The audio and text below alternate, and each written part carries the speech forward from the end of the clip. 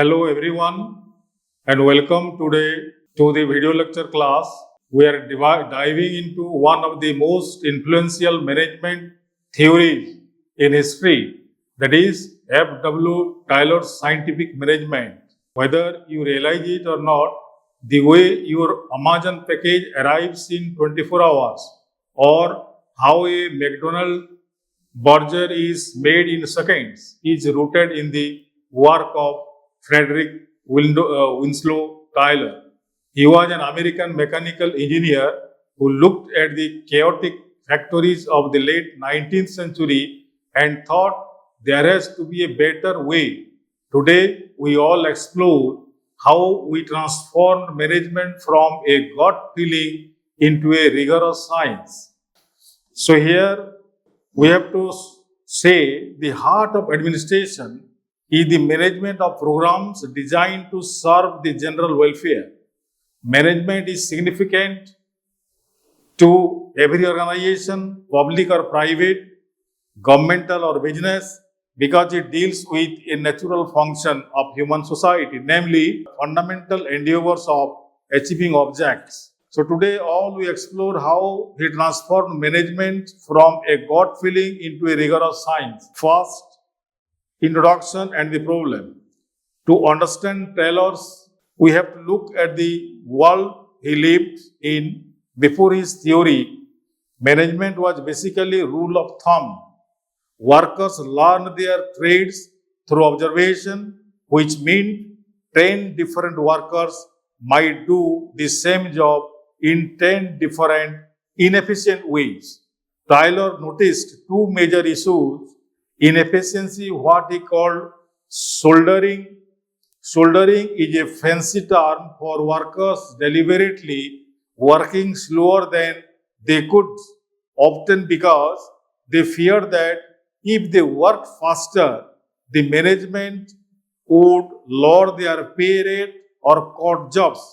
Taylor's goal was simple: replace that guesswork and fear with a one best way for every single task. Next one, the four principles.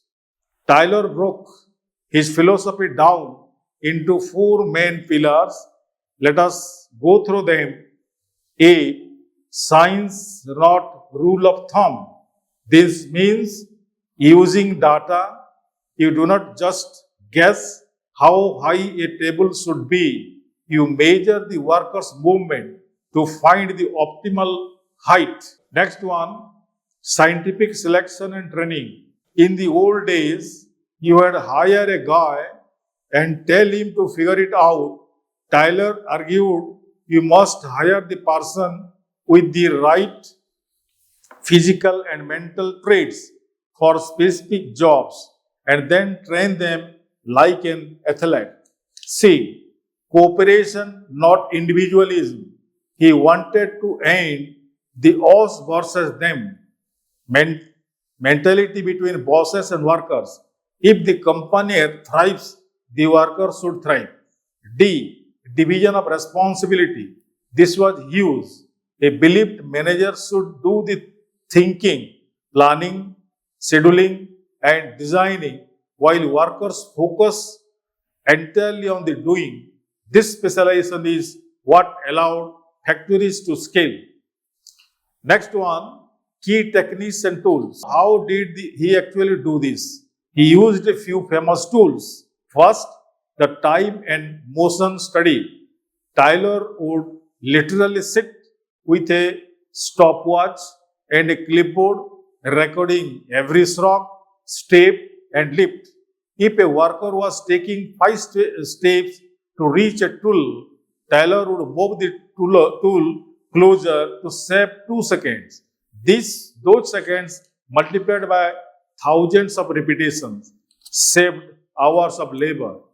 He also introduced the differential piece rate system. This was his carrot and stick. If the standard was 100 units a day and you hit it, you got a fair wage.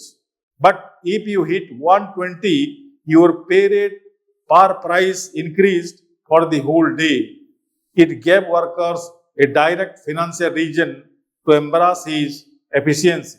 Sixth, impact and benefits. Did it work? Absolutely. The results were staggering in his famous pig iron experiment. Taylor showed that by applying his method, workers who are loading 12.5 tons of irons per day were suddenly able to load 47 tons per day. This was not just good for the factory owners, productivity went up, which meant the cost of goods went down for the public. For the workers, those who followed the one best way often saw their wages increase by 60% or more. It was the birth of the modern middle class consumer economy. Then everything has been criticized. So the Taylor's theory also has been criticized. As you can imagine, being timed with a stopwatch every second of every day, your day feels incredibly dehumanizing. Critics argued that Taylorism treated humans like a machine. By taking away the thinking part of the job, work became incredibly boring and monotonous. It stripped away the pride of craftsmanship.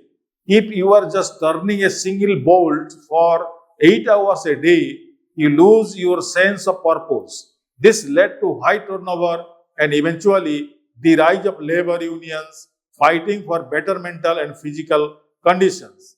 In conclusion, to wrap up, F.W. Taylor may be a controversial figure, but his legacy is everywhere. When you see a standard operating procedure, SOP at work, that's Taylorism. When a warehouse uses an algorithm to find the fastest path of a picker, that Taylorism. While modern management now focuses more on human relations, empathy, creativity, and psychology, Taylor gave us the foundation of efficiency that makes our modern world possible. The true goals of management are to make the conduct of affairs technically sound, politically responsible, publicly acceptable, professionally approved, and socially constructive. Thank you. Thank you for joining this class.